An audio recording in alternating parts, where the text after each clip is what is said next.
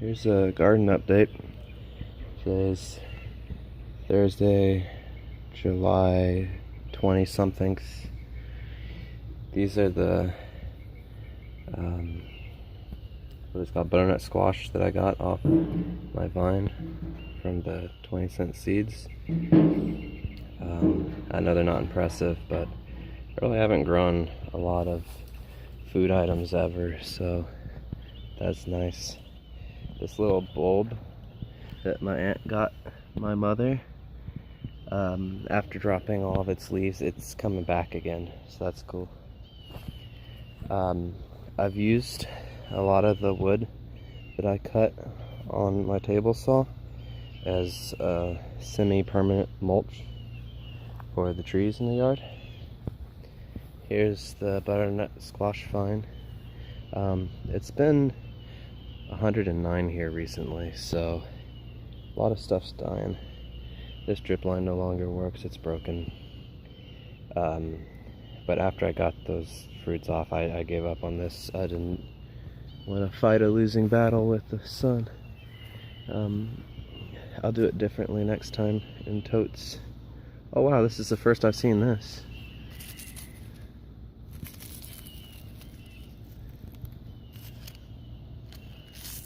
It was actually trying to make a fruit or something.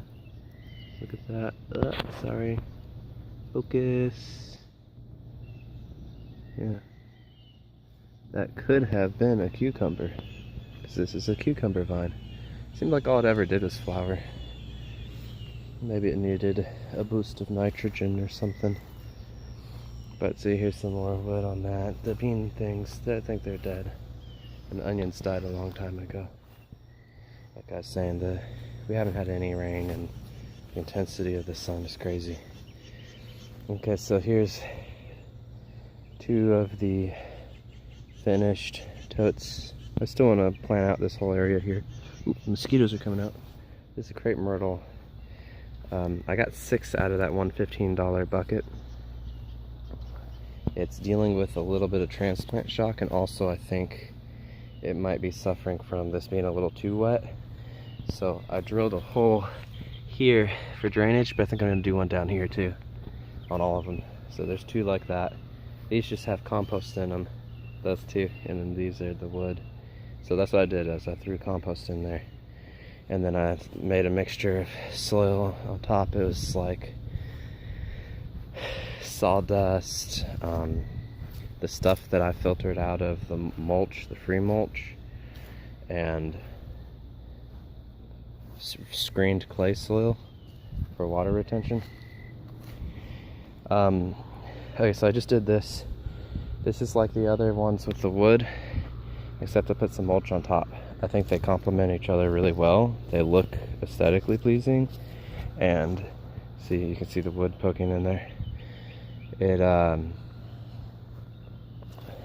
I think it'll work really well for an extremely long-term mulch on the cheap. Here's what remains of the wood that I cut on the table saw. These are like short pieces that were just the leftovers when I was trying to make everything a foot. These are foot, but it's just pieces I didn't use. Then here's a bunch of miscellaneous little garbage pieces. I'll use that stuff eventually. Okay, so let's see. I do have more mulch bags, so I can do these too. I just hadn't got around to it. Here's my focus area right now. In fact, I probably could still move it, maybe. I really should have had those up under here. I just wanted to leave room for the pool, which I can't use for another month or so because we need the pump. And also I'm going to level this ground. I bought a tamper for leveling. So here's the sweet potato vines from sweet potatoes that we didn't eat in time. I guess it's 3 sweet potatoes, because there's one there. And this one I pulled all the suckers off and just stuck them in the ground, and they took. I got a crepe myrtle in here in each of these. 1, 2, 3, 4. Like I said, I'm gonna, after this video, drill a hole a little lower, see if some water will come out, maybe that'll help with the transplant shock. It doesn't help that we're having these well over 100-degree days, but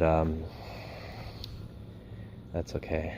So these other two plants in here, there's a hibiscus, and then there's I don't know what the other one's called, the yellow one with the pretty colors. But I bought them at the same time as the crepe myrtle. I was going to use them in a similar way. Excuse me. The idea is, and you see there's a little crepe myrtle in there. The idea is that in these totes, well, first of all, the totes have a water reservoir. It really helps with combating the heat and sun and drought. Makes watering easier and cheaper. Later down the line, I'd like to surround them with wood to make it more aesthetically pleasing. I have a poor taste of aesthetics. I'm like, when it comes to aesthetic. Anyways, sorry, that was, I got a text message. So the concept here is we're really conserving that water and like using it and keeping the plants watered at all times. They're planted under the cedar elm for shade from the intense sun. They are trees in the center or something that can cast shade. I hope they grow bigger. I won't let them grow too crazy big. And then plants underneath. And the plants underneath, it might be like a cover crop or it might just be whatever. I mean, here's sweet potatoes, so they're doing fine without a shade plant in their tote, but maybe they'll do better with a shade. And, you know, I'm trying to establish this area under the tree where it's easier, where there's shade, because when you get out in the yard, things burn up and they turn.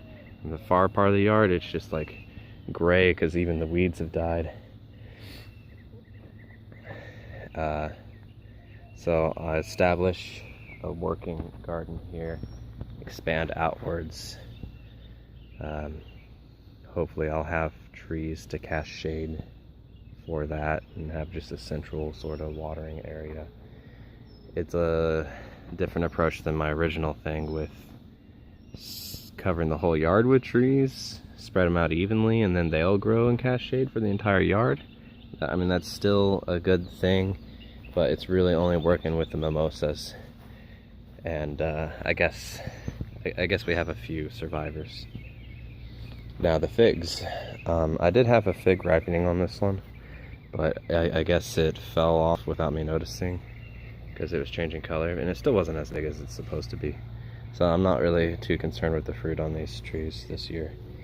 The 5-gallon buckets that slow drip into the base there, that works. That works pretty good. It's a lot of water, and it takes some time to fill them up. We got a little bit of burning going on here. It's that's just because I didn't fill up the bucket for several days, but it's working. It's good.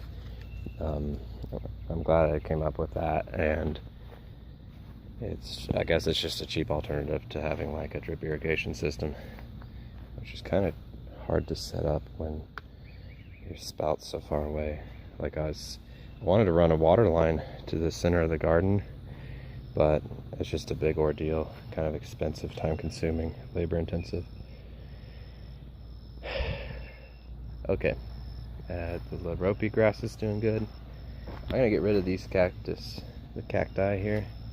They got tiny little thorns. I thought they were the thornless type, but they got tiny little thorns. That's the worst kind of thorns. And here's our volunteer pumpkin.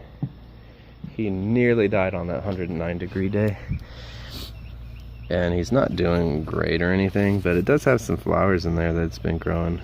You can see them here, here, here. So I keep watering it. And besides that, I've got 2 little bur oaks in here. Maybe 3. Yeah, I guess it's still 3. They're still alive, but so those survived. The ones I planted in the yard died.